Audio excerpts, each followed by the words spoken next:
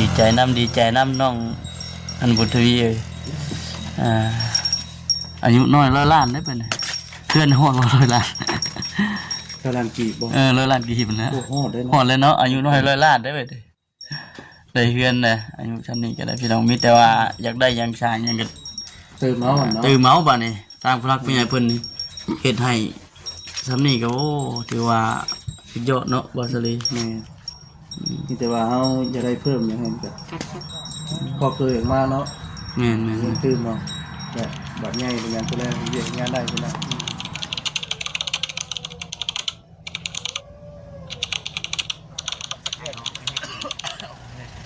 อยู่ใครบ่เดี๋ยวนี้นะใครแล้วแต่ว่ามีคิดอยู่สบายดีเด้อสบายดีเด้อพี่น้องเด้อเนาะมื้อนี้น่ะมีเหตุการณ์ว่าจังได๋มื้อนี้ก็จักเลยมื้อนี้น่ะรู้สึกว่าได้เดินทางไกลอยู่เนาะไปพลานทางไกลอยู่ไปพลานพุ่นเลยแต่ว่าคนที่ขึ้นมาไปตรงบุตรีก่อนไปเยี่ยมยามเบิ่งบ่ได้มาก็เกิดเลยเนาะหลายเดือนเลยแม่นเกิดหลายเดือนอยู่มาแต่เพื่อนนั่นเปิดคอของมันข้างหน้าเด้ล่าสุดบ่ได้มาเหยียบเลยบัดแม่นมาพร้อมกันจังครับพร้อมกันเลยหลายเดือนเติบตอนนี้มันแล้วเนาะว่ามันต้องอยู่บัดมีคนอยู่บ่ล่ะมันขึ้นเรื่อยๆเลยขึ้นแล้วบ่แล้วขึ้นแล้วบ่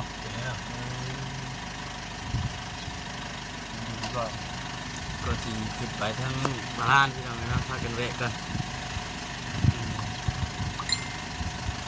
อยู่ในบทน้องชายผ้าน้องมันบุญทวีเก่ามากเท่าไรงานเกิดขึ้นอยู่แล้วก็แล้วเนาะเรื่องสร้างกันแล้วเลยเด้ก็เป็นกันทำเน็ตบ่ได้จังงานเพิ่นก็และซอยทางอื่นทางไกลเนาะมีแต่ครอบครัวเดี๋ยววันนี้ยังเราพี่น้องเนาะเขามาแวะเยี่ยมยามมาสิไทยดินน้ำเนาะน้องเพิ่นเลยจื้อได้อยู่บ่ได้เนาะมันมาแต่แบบจะว่าลืมเลยจักดิเวลาเติบเลยฟ้าฉันมีแต่ว่าสิพาทางห้วยน้อยที่ขับไปโอลมไปทางไทยเบิ่งทางน้องๆเพิ่นนั่นแหละเนาะป่ะพี่น้องเนาะ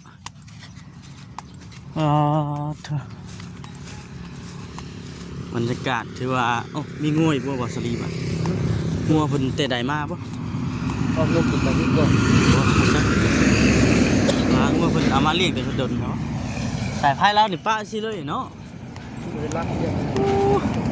อย่ามันหัวอย่ามันหยังนะพี่น้อง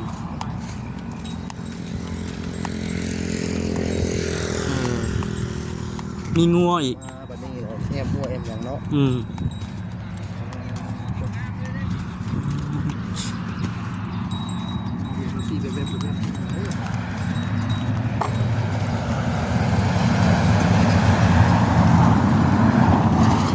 บุ้งมีกี่เนาะ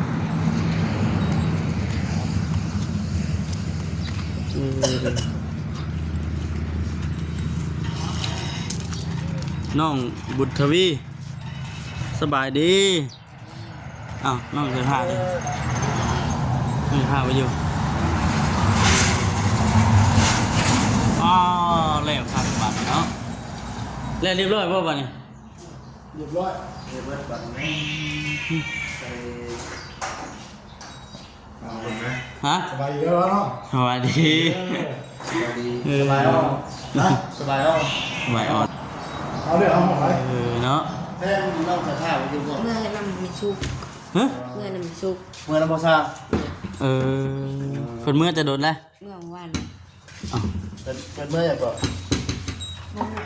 แสดงว่าเพื่อนนี่ก็หากันแล้วนี่บ่ซั่นแต่เพิ่นยังเฮ็ดอยู่ปัจจุบันนี่ก็โอ้ยังเฮ็ดของน้ำแสดงว่าสร้างเพิ่นยังขึ้นมานี่อยู่ซั่นเนาะแต่ก็จักมือน้องจะท่ามือด่ากับช่องนึง3มื้อติดอันเราเพิ่นยังสิไปอันสุขภาพไปบุญอยู่ติดพอสร้างแล้วเนาะบุญใช่บุญใช่ป่ะบ่อยู่บ่บุญที่เช้าบ่บุญที่เช้า มึง มื้อนี้ได้บ่แรงอยู่เด้น เป็นไปมื้อนี่เก็บขี้เหงื่อได้ บ่ทันหยังได ก็เลยไปมื้อนี้เนาะ บ่คำจะว่ามื้ออื่นจักสิไป ไปยังเก็บเนี่ย หาเก็บขี้เหงื่อ เก็บเนี่ย ก็มาจับเอ็น หลักโลกบ่ หลักโลก เอาไปขายบ่ มึงมาก็ อยู่คนเดียวมื้อนี้อ่ะ อยู่ผู้เดียว ถ้าบ่มีเงินทำบ่ไป ก็เลยอยู่กับเพื่อนบัด ไปบุญก็ใช้เงินบ่ซั่น ไปเลาะเบิ่งก็ได้อีหรอวะ ถ้ามีเงินราย800,000ผม โอ้ เสื้อผ้าน้องว่ามีหลายเนาะมีเป็นเสียง พอตามก้นนะเสียงตามก้นน้องเสื้อผ้านะ เฮ้ยไปอย่าง ก็สิไปเพื่อนแบบมีคนเพื่อนบัด อ๋อ คนงานเพิ่นมีคนมาอุ้มไปเฮ็ดจังได๋ เรียนงานเถอะเนาะ เขาไปอยู่คันจะมากับมีเงิน ก็เลยถ้าอยากมีคนมาหา ปกตินี่เจ้าไปใช้ใช่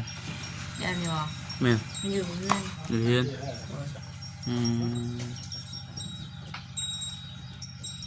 ปัจจุบันเงียบๆไปได้เป็นหนึ่งซั่นเนาะ แม่ งานมื้อนี้พี่น้องเนาะแต่ว่าในตัวเฮือนเนี่ยมันสำเร็จเรียบร้อยบัตรนี่คักแน่บัดนี้เนาะขึ้นอยู่เป็นทีมห้อยสีทางอย่างก็แม่นเรียบร้อยบ่ได้พี่น้องเนาะให้ฉันนอนอยู่นี่ห้องนี่จะนอนอยู่นอกพี่พุ่นได้2ห้องในเพิ่นเด้อ น่ะใช้ผ้านอนห้องห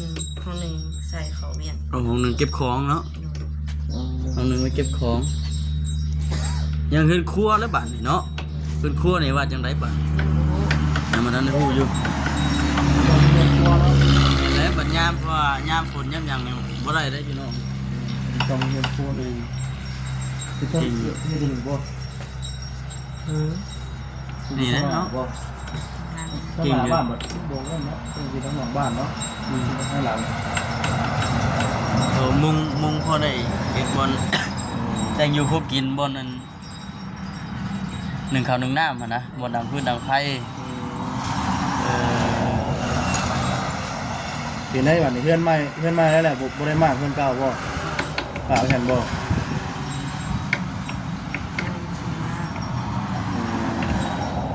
เรียบร้อยอยู่มากเพื่อนเก่าเนาะ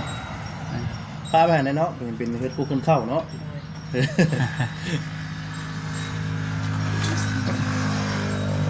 มีเพลงได้เขามาหามึง แต่เก่าเด้ แต่เก่ามีเขามา จากไอบีค่ะวันนี้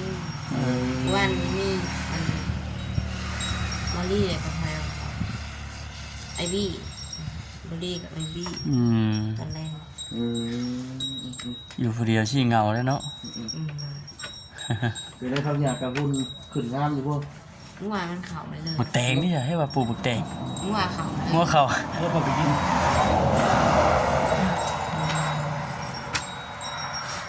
งัวเนาะเขาไปกินเลยงัวนะงัวเจ้าบ่อน หมอ ตะกี้เอาน้องสายฟ้าเอาน้องบุตรพี่มีงัวบ่เว้ยคือเอ็มหัวเอ็มยังไม่เบ่เลยนะ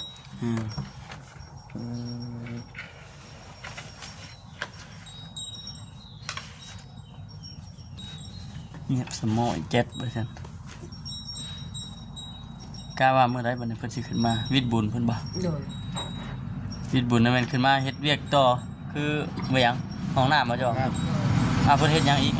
อิตาโล ติกโลคือในช่วงนี้นะช่วงที่เป็นเป็นมาเฮ็ดห้องน้ำเนาะคือห้องนอนน่ะแม่นติดแล้วเบิดข้างในเรียบร้อยเบิดหมดแล้ว เดี๋ยวแรกว่าทุกสิ่งทุกอย่างแล้วเนาะในเรือนในซานเนาะแต่ห้องน้ำ ทางประสานแล้วก็ ของน้ำใน คือ วั ว่า เก็บแพง ขับเมาจนแล้วก็ได้โอ้ซำเมาเด้อเนาะบ่สลีเนาะในตัวเฮือนนี่จนแล้วบ่ได้พี่น้องเอ้ยเนาะเมียแล้วก็ขึ้นมาบ่เมียกัน เลยมาเมื่อวันมาได้เรามาเพลงกัน ตีกัน เพื่ เพื่ อ อน นกันเพื่อนนี่ ก็เพื่อนแล้วดีตอน3 โมงแล้วก็มือกับป้ากับสถานะ ให้มาส่งมัน ที่เราเป็นทางเมื่อ โอ้ขี่รถสายทางมือ โ แบบนี้เนาะ เราจะทางงานบ้านเนาะเราสภาพเมื่อจะเกลือแล้วงานบ้าน เมื่อ ใช่ ลายเถื่อเตย เจ้าได้ บ่เคยเมื่อบ่ เคยไม่เที่ยว บ่อยากเมื่อบ่ เราหอยเมื่อ เราไปเมื่อ ให้บ่ให้เมื่อเพราะสร้างบ่น้องสภาพ เราอายุเมื่อ ให้เผาเพื่อน ว่าคือผู้อ้ายนี่ให้ใครพอเพื่อนทาน แม เนาะ นแมน มึงทำมึงนี่แล้ว ลงเบิดเลยหัวงัวกินกลมก็ได้เลย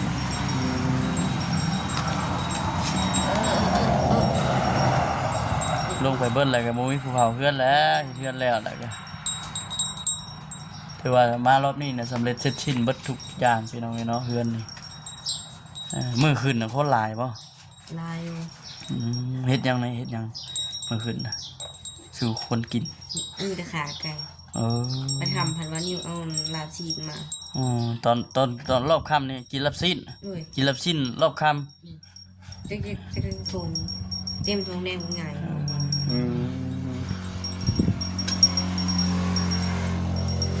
ำดีใจน้ำน้องอันบุญทวีเอ้ยอายุน้อย100 ล้านได้เป็นเพื่อนฮอด100 ล้าน เท่านั้นกี่บ่ 100 ล้านกี่มันนะ โอ้โหได้ ฮอดเลยเนาะอายุน้อย100 ล้านได้เว้ยได้เฮือนเลยอายุชั้นนี้ก็ได้พี่น้องมีแต่ว่าอยากได้หยังสร้างหยังก็ เติมเมาส์เนาะ ตื่นเมาบ่นี่ตามผู้รักผู้ใหญ่เพิ่นนี่เฮ็ดให้สำนี้ก็โอ้ถือว่าสุดยอดเนาะบ่สลี แม่มีแต่ว่าเฮาจะได้เพิ่มอย่างนั้นก็พอเคยมาเนาะ แม่น เงินตื้มเนาะแบบบัดใหญ่เป็นงานผู้แรกเวียกงานได้พุ่นน่ะตัวใหญ่มากนี่สิเฮ็ดเวียกหยังเนาะ นี่ก็คือจิหาเงินอยู่ทางใดบัด ๆมันนี่ว่าไล่บ้าไปเฮ็ดเวียกเป็นยังวะเฮ็ดเวียกแป้งโรดลำไพ แปลงรถ อ๋อ สิเอาเจ้าไปแปลงรถบ่ ใช่ป่ะมันผู้ใหญ่ที่ดีคนที่ส่งเฮีย จะผ่าน ไปเรื่องกันลง ว่าครับคาลี ดูเรียกแปลงรถที่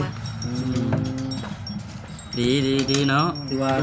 ได้ความรู้มีประสบการณ์นำได้แปลงรถ คือเกิดขึ้นได้อยู่แล้ว ได้เยอะ ลืมเลย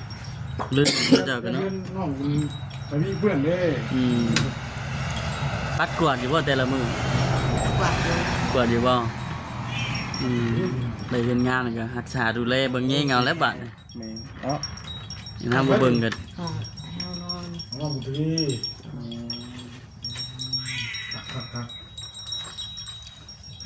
ไอ้คือรอเบิ่งได้บ่แก้วเนี่ยฮะ ถ้าแค่มี บาย สาย ดี คุยไฟเนาะมีรักจังหยังก็ เป็นยาได้ เป็นเชือเนาะ โอเคอยู่เนาะ มันรักไม้ไผ่ ยามฝนแล้วยันมันหัวมันหยังเลย ได้รักผู้อ่ะรักไฟเนาะรักไม่ ไพ่ เด็ก เพิ่ ไม่ น เด็ก ตัด ฮะ ไพ่เพิ่นสิปุ่นเลย พูดเลย หนึ่ง อ้าว ไฟนี่ต่อมาแต่เพิ่นสิบ่ หนึ่ง ใส่ไฟน้ำไผ่จะปะ มาแล้วเพื่อนของปุ่น แสดงว่าเฮือนเจ้านี่ยังบ่ทันได้อันมีพื้นมีไฟแบบเป็นของตัวเองเนาะ วันนี้สิได้ใส่ไฟโซลาร์เซลล์แล้วบัดนี้บ่ หนึ่ง ฉากโทรศัพท์เด้อ ดู ที่จะไปฉากอยู่บ่อนเคยไปฉากอยู่วัดบ่ ดูเพื่อนอันนั้น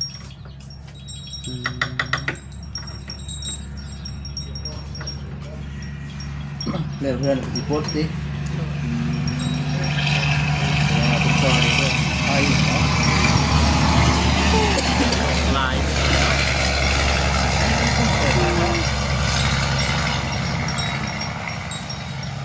น้องผู้เดียวบ่ย่านบ่ หมอ บ่อย่าย่านพี่ปุ้ยเชียว หมอ น้ำมือใหญ่เป็นบ้าวเลยได้น้องบุตรวีวันนี้เนาะบ่ย่านแล้วบัดนี้ มือแล้ว เป็นยานี่เจ้า หน่วยอันนั้นแหละของจริง ฮะ อันนั้นแหละตัวเกลือผม เดี๋ยวบ่น เกลือแล้วบ่มัน ยึดมันสู้เป็นก้อน มันเป็นแบบ เป็นนั่นแหละ เนื้อบดบ่ เนื้อบดบ่ หนึ่ง เรียนเนี้ย แล้วเพิ่นห้องแล้วที่ว่าเพิ่นว่าเพิ่นสิแก้เพิ่นนั่นน่ะ เชื่อใช้บัตร มีจานบ่เนาะเอาไปจาน โอเคเลย เดือนนึง ก็เมื่อกี้เขาเกลือโมเวียเอาเงี้ยเอา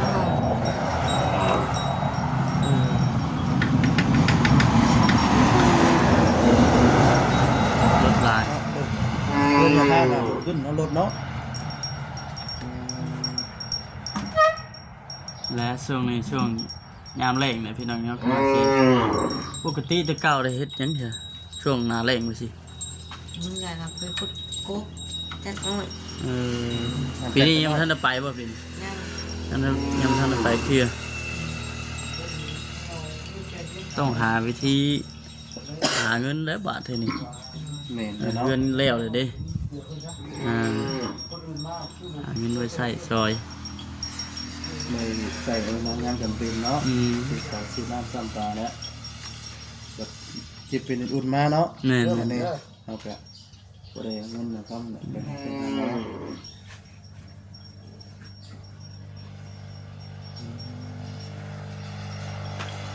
มื้อนี้นะ หลอกเพื่อน แม่น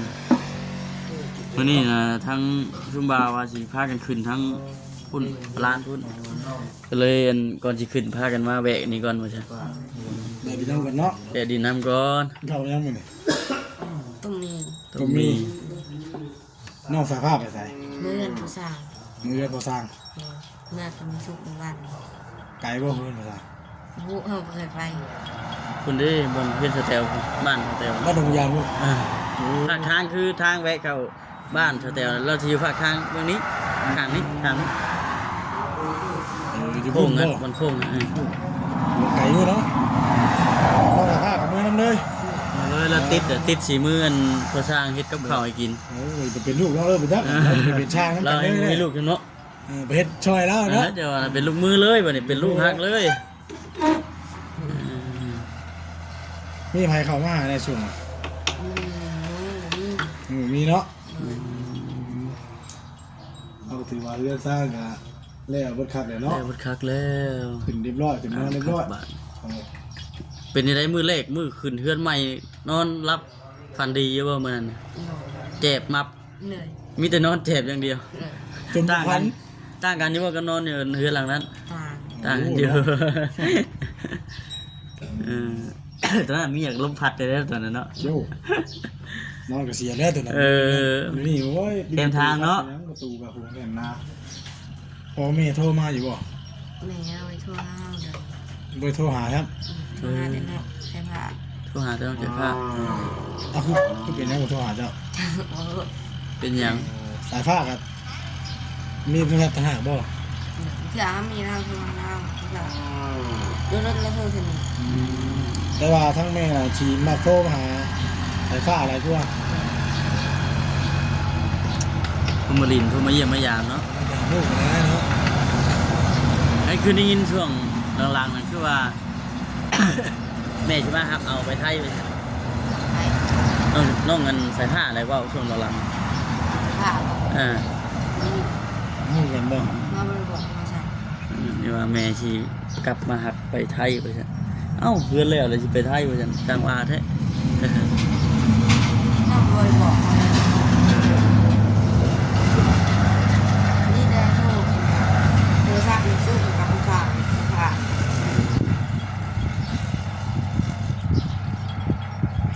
ประตูมันยังกับเพิ่นออกมาจอดแม่นี่บ่ เดือนนี้เราบอกฟังมา เดี๋ยวนี้นะ เราไปเวียกเรา ไปเวียกลาว ภาษีครับก็ดีพี่น้องทั้งในทั้งนอกสีเดียวกันไปเลยล่ะบัดนี้ แม่นั่นนะเป็น ขอจักรโลกก็คือกัน กะโลมันก็อยากเข้ากันกับบัญชีแล้วนะโดนถือเนาะ แต่งานแล้ว มีได้เลื่อนมีได้หอกฝากเนาะเห็นตั้งคือกัน เดือนบ่ คนละอย่างคนละแบบอะ งานไปแบบนึง นิวซื้อมากอันนี้บอลี่ นี่บ่ดีนะหมอนิวบ่ แม่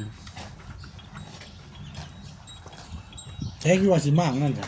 บริมาอีกแล้ว บ่ได้มากหรือบ่ เปลี่ยนใจแล้วฉันติ ดีใจไหมแหละเฮาก็เอาไว้เครื่องไว้ของเนาะเป็นหยัง เอาไว้อย่างไรบ่มากก็ได้ โอ้ยไปสิมากกันดู ไว้มีอย่างอยู่เก็บไว้หันเนาะ เครื่องเก่าเครื่องใหม่เนาะแล้วบัดแล้วเพิ่นแล้วเนาะแล้วหันได้นี่เฮาก็เฮ็ดเครื่องเรือนซ่าออกไว้คือว่าน่ะเรือนมันมีแต่น้องเพิ่นเนาะมันหมู่หมาแมว ภาษาวันละที่มาแล้วมันมากครับ ฮะ ภาษาวันละที่มาที่เสาร์แล้วยังมา เราว่าสิมามื้อนี้บ่ หน่วย เออ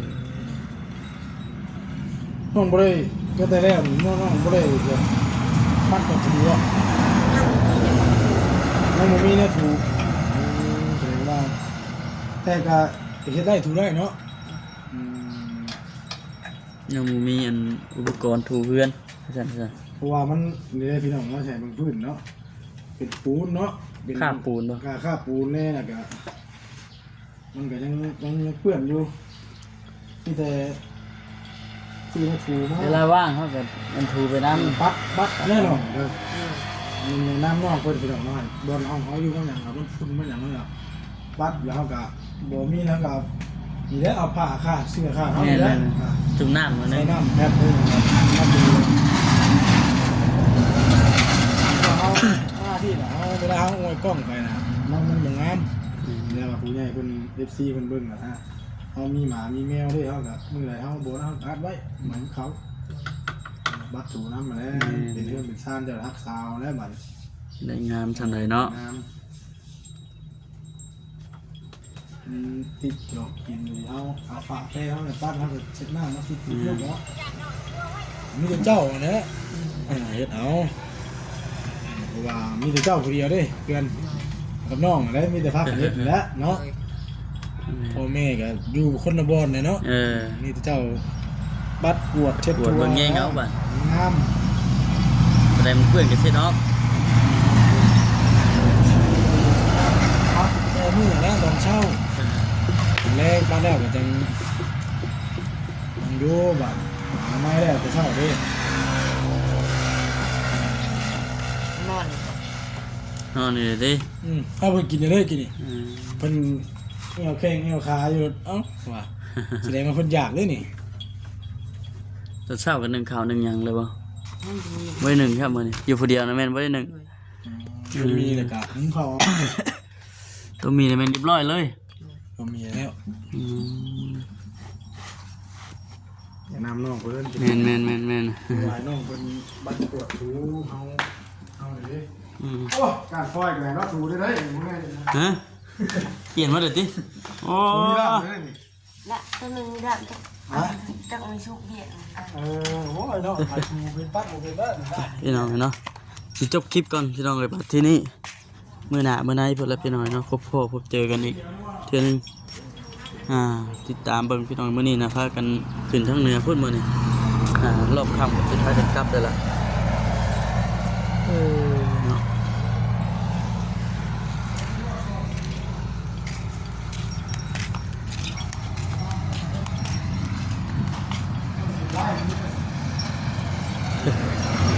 ไปพี่น้องเอ้ยอยู่ดีมีแฮงเด้อพี่น้องเด้อเนาะสบายดี